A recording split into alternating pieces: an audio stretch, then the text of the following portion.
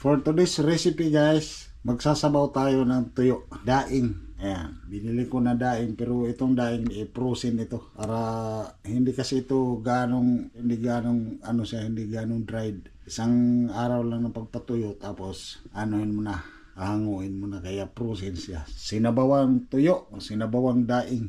Noorin hanggang dulo kung paano natin gawin. Madali lang ito guys, napakadali lang nito lutuin. Una, yung kakang gata, yung pangalawang piga na gata. Since hindi naman tayo nagpiga ng gata, hindi naman kinayod yung natin, so lalagyan natin ng isang bag na frozen.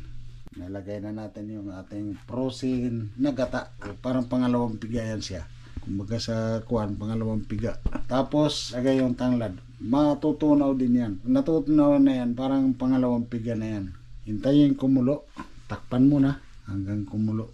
Habang nakita tayo na kumulo, lilinisin muna natin yung ating pansahog na dahon ng kamuti para swabe ang sabaw. So yan guys, kumulo na yung natin. Para nga siyang pangalawang piga ng gata, di ba? Ilalagay na natin ating tuyo. Pero dapat guys, mabilisan lang kasi itong klaseng tuyo ay hindi ganong tuyo ito. Pero pagka yung dried fish talaga yung gawin nyo, tawagin sa amin yung barrel, yung malalaking nakita nyo yung mga malalaking tuyo na nasa palengke.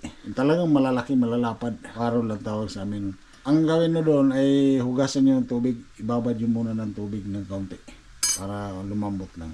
Since salted na yung isda, lagyan lang natin ng kaunting asin. Mga 256 and a half na botel. May kalahati pa ang buwang. Pagkulo niyan, ilalagay natin yung ating purong gata. Yung purong gata natin, yung isang pakete na gata rin na kasing dami nyo para mas creamy siya. So yan, nilagay na natin yung ating pangalawang gata. Kulo ulit niyan, ilagay na natin yung ating dahon ng kamuti. Dali lang ito guys, kasi ito yung mabilisan na ulam. Ito ay palagi namin niluluto pagka yung mayroong kaming nagtatrabaho sa bukid, yung mga nag-aararo, nagtatanim ng palay, maraming tao. So bilisan lang ito, kaya mostly ginagawa ito sa umaga. May sabaw at saka mabilis lutuin. So yan guys, kumulo na yung natin. Ayan. Para nga siyang pangalawang piga ng gata, di ba? So tira tayo ng ilalagay na natin ating tuyo. Yan. Pero dapat guys, mabilisan lang kasi itong klaseng tuyo ay hindi ito hindi ganong tuyo ito. Pero pagka yung dried fish talaga yung gawin nyo, kung tawagin sa amin yung barrel, yung malalaking nakita nyo yung mga malalaking tuyo na nasa palengke. Yung talagang malalaki, malalapad. Yun, barrel ang tawag sa amin. Ang gawin nyo doon ay hugasan nyo yung tubig, ibabad nyo muna ng tubig ng kaunti para lumambot lang.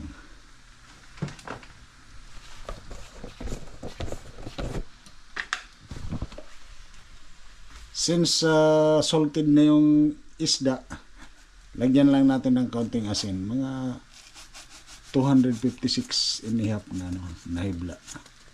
Yan, okay na yan.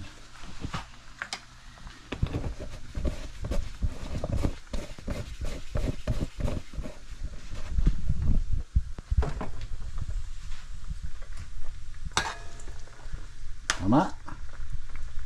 256 na botel and a half.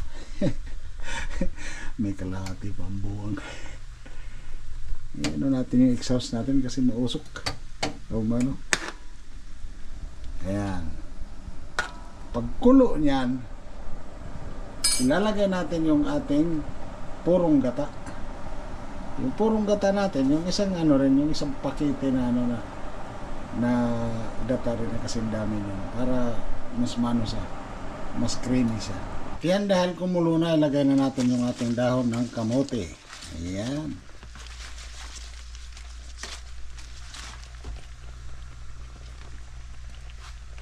So ayan siya guys, with dahon ng kamote. So Sangkulo uli. Mabilisan lang talaga to eh. Kaya na bahala maglagay ng pampalasa nyo ano. Kung nilagyan ko ito ng magic sarap so hindi na ako magbibitsin. At saka nung pagkalagay ko ng ano, hindi ko na ipakita. Pagkalagay ko ng nung nag-melt yung pangalawang gata, nilagyan ko siya ng sibuyas. Sa amin, ang inilalagay lang yan yung dahon ng sibuyas. May sibuyas sa amin na ano eh, ang tawag tagurabong.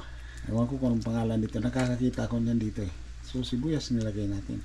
So yan, mabilis na recipe. Nakakain agad. Pag maramihan ang pakainin, lalo na yung mga nagtatrabaho, madali lang lutuin. Mostly ito nahain to sa umaga. Kasi may sabaw. Alam mo naman mga Pilipino, kanin talaga yan. Kanin sa umaga. Hindi ka Pilipino kung hindi ka magkakanin sa umaga. Pinatay na natin ang apoy, luto na. Ibig sabihin, kakain na.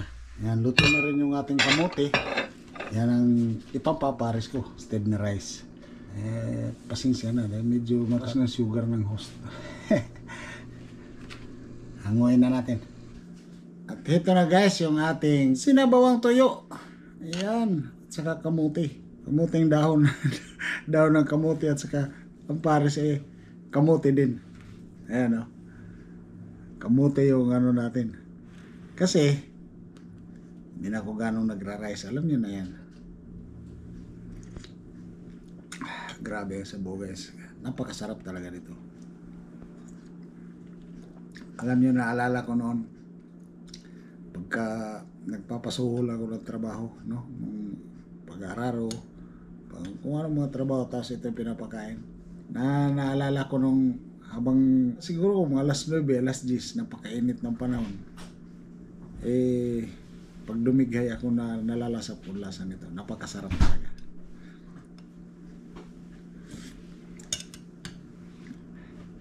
Ayan. Kain.